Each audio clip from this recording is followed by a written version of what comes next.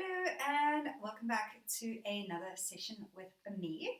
We're going to do something a little bit more different today. We're going to do a chair Pilates session. So this will be suitable for anybody that can't get down on a mat, or if you have some challenges with the body that make it a bit difficult to do exercise. So it's going to be very gentle. The more senior person this will be very, very, very suitable for. So if you got any grannies or grandpas that are looking for movement, or if you yourself are a bit more of a seasoned human, then yeah, this will be a great session for you. I am going to just take you through a few hip movements in this position, things that you'll be able to incorporate in your everyday life. If you are sitting in front of a desk all day, these are also suitable for you because you can do them right there. Just keep the body going, as being seated for extended periods of time are not the greatest thing for the body. We end up being stuck at our desk for multiple hours of a day, most days of the week. So let me stop babbling and let's get us moving. The first thing I'm going to get us to do is a seated roll down. So this exercise, I just want anybody to be very, very gentle with. If something doesn't feel right, please don't continue with it. We're only going to do 3 reps. So you're going to sit at the very edge of the chair, but you're obviously quite comfortably on there. You don't feel like you're going to slip off. You're going to be widening the legs so that your body can fit down and through the legs. The arms are just going to be nice and relaxed. We're going to take a beautiful inhale and you exhale, nod the chin. Now you're trying to work through each vertebra one at a time as you're rolling down. And continue lowering. Let the arms dangle freely. Eyes are looking to the chair. And you only go as low as what's comfortable for you in your body. We take a lovely inhale. Exhale to draw the tummy in as you start restacking. That exhale is very important to activate the tummy, which then will support the lower back. We're lifting a heavy load up, so we want to give that lower spine some assistance. And let's go again. Exhale, we nod the chin, let the chest concave, let the arms dangle completely. We're stretching hips, stretching the lower back. We take an inhale and exhale, tummy tight, tight, tight, tight, tight as we slowly restack. And we're going to go for one more. Exhale, nodding the chin and rolling down, letting everything go. Inhaling there and exhaling to gently rise back up, one vertebra at a time. Lovely. All right, we're going to bring our feet and knees back to about a fist distance gap for me. You're going to have space between you and the back of the chair. We're going to go for some basic cat and cow. So I'm going for a side view option, but you can stay seated as you are. We're starting upright, hands are on the knees. We're going to inhale, exhale, draw the tummy in first. Start dropping that tailbone and then sequentially curling yourself back. Imagine you're trying to really slip those sit bones forward, and hanging on to the knees gives you a bit of support. From there, we inhale, tummy active as we start elongating. Now, if it's safe for you to do an extension, you can pull on the knees, draw the chest through, lifting the eye line to where the ceiling and wall meet. I don't want you putting the head all the way back. We want to reduce wrinkles in that neckline. So we've got a beautiful safe gradient. And then we nod the chin first and drop the ribs down. So let's go again. Inhale. Exhale. Tummy in, pelvic floor active, tucking and curling that tailbone as you're rolling back. Gently hanging on the knees. You may even feel a bit of a stretch between the shoulder blades. Inhale to lift into an upright position and then transition with a little pull in the hands to pull that chest through. We want more of the upper back doing the arching versus the lower back. I don't want to see you really accentuating lower back. Drop the tailbone down. It's the rib cage doing the lift. And we gently bring it down. Let's go for one more. Exhale, tummy in, tuck, tuck, tuck, tuck, tuck, tuck, tuck for me. Remember to connect the pelvic floor so you're stopping yourself midstream. And inhale to lift and gently draw that chest through. We come back to center and settle there. Now, Now we've gotten a little bit of movement going. Let's sit back in the chair against the chair. So this is, you can sit back in the chair when the height of the chair is one you can lean back and over.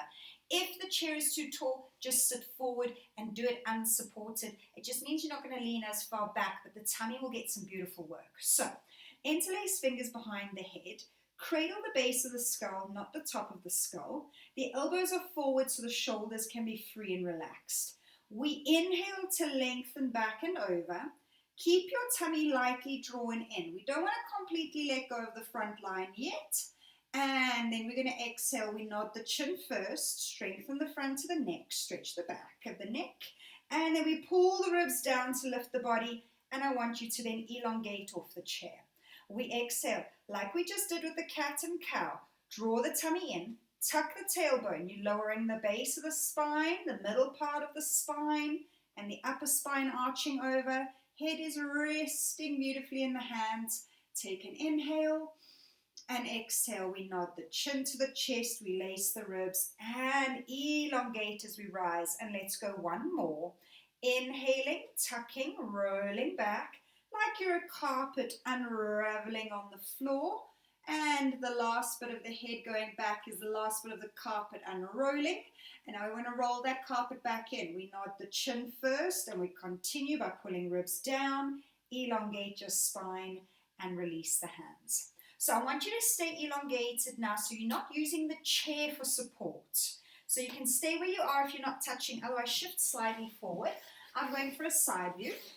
We're going for our single leg lifts. So it's just a basic leg lifting up, leg lifting up. Now, I say a basic leg lift, but some people struggle to lift their leg. If you're one of those people, lighten the pressure of the foot on the floor. You are still getting the muscles to activate. Okay. The trick, though, is to keep the pelvis steady. What some people end up doing is rocking back to leverage the lifting of the heavy load. We want to make the muscles do all the work. So we keep the pelvis neutral, pubic bone, hip bones in line with each other. As you exhale, you draw the tummy in and then lift the knee up. Height is determined by that pelvis staying steady. If you can keep going, you move deeper into hip flexors the higher you lift the leg, and then inhale to lower down. And we're going to go with the other side. Exhale, draw the tummy in, lifting that other side up, and inhale to lower down. Spine and lower back steady. Connect that corset around the spine by drawing that tummy in. Exhale, lifting up. You may feel a little bit of a tilt. You're aiming to minimize the movement as much as you can. And exhale, draw tummy in, pelvic floor connecting and lifting the other leg. That's it. And we're going to go one more each way. And exhale, draw in and lift. And inhale, lower down. And last one. Keep elongating that spine as you're lifting and inhaling down, shaking the legs out. So we've got a little bit of activation going in those hips. Now let's do a little bit of mobilization for these inner sort of outer areas. So you're going to come closer to the edge of the chair again like you did in the beginning. The feet are going to be nice and wide. Space for the knees to drop down. You're going to take your right knee, drop it as close to the floor as you can, and also as close as you can while the knee stays comfortable. You're going to feel a bit of a stretch sort of along the outer edge, maybe even down the side, and we rise up. And we're going to exhale to drop the left knee down and inhale up. This is where you'll automatically know if you're close enough to the edge of the chair. If the chair is limiting your range, shift a little bit further forward for me. Now your range may be smaller than mine. That's perfectly okay. We're working with the bodies that we have. So take it to your personal maximum within comfort. The moment you feel any niggly tweaks, any bad pain, then you need to reduce your range. If you still have the bad pain, then you need to stop the movement. And we'll just move on to the next. So let's go last one with that left knee dropping down. And then we'll finish off with a bit of a mobilization stretch. So back to center, bringing feet and knees roughly fist distance apart. We're going to go in for our figure 4 stretch just to now open up the outer hip a bit. So lift your left leg up into your figure 4, right leg up, Left foot is underneath your right knee. A lot of people want to bring it in for a bit of a balanced sense of support. I want to sit nice and tall. So, how to make this an active mobilization without pushing down with the hands. I want you to actively try and drop the knee to the floor. You're going to feel activation in your glute area and then lift it all the way up.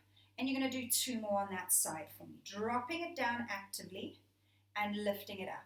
Now, if you do have a little bit of a sciatic nerve irritation due to the gluteal area, I want you to just hold the stretch. Don't push down, don't activate that area, but join in for the stretch at the end. So when we're pushing down in that external rotation, we are tightening a lot of the muscles that sit on that sciatic nerve. So that's why I'm saying if you do suffer a little bit from that sciatica, then rather just hold the stretch. Okay, so now we've done our 3 reps. You are now going to hug your leg into you as tightly as you can. However is comfortable for you to do the hug, do the hug. It's not a specific arm in a specific place. It's just about feeling that deep stretch in that outer area. A lovely way to just counter the activation that we've done. I often get quite an intense stretch myself. So you're going to hold for 5, 4, 3, 2, 1, and we gently release. And now we're going to swap sides, making sure you got about that fist distance gap in this moment, because then you know that the foot will be under the knee, and then lift up. Now I know that some people also actually struggle with even just getting the leg up into this position. So if you have to hold on for dear life just to keep the leg up, just hold the stretch, don't worry about the push and pull. Okay, so once you have the leg up, you actively dropping the knee down, no pressure from the hands assisting, and actively lift it up. And we're going for 2 more. Active press down, active rise up, and last one, active press down and lifting up. Now we're going for that lovely hug, grabbing it in nice and tight and give it a good squeeze. And you're going to hold for 10, 9, 8, 7, 6, 5, 4, 3, 2, and 1. And then release, lower down. Give those legs a bit of a shake just to release any residual tension. And that's going to be our basic chair Pilates session. So I hope you enjoyed it. I hope that you're able to incorporate it in your days, whichever variation works for you. We've got a little bit of mobilization, both forwards, backwards. We've got some beautiful stabilization with the leg lifts, opening up those hip flexors, and a little bit of a glute workout with a glute stretch. So now that I've listed everything, I'm going to say goodbye, and I hope to see you at the next one. Bye-bye.